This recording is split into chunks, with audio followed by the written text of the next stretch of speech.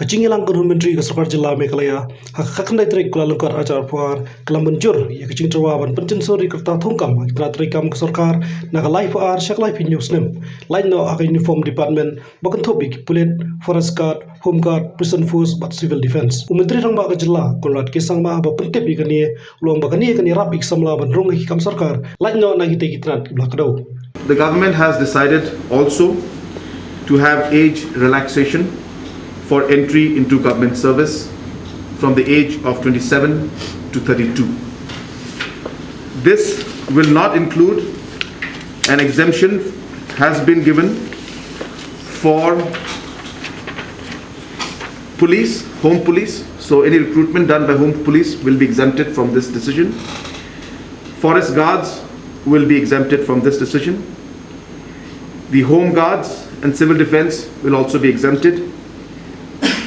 And also the prisons officials, the prisons department also, certain posts will also be exempted from this. So the point is the uniformed posts that are there, which require slightly more physical work, will have the same age limit as before, and there will be no change in that. But for all other government services, the age relaxation has been increased from 27 to 32, and for the ST, another 5 years will be added, so that's 37.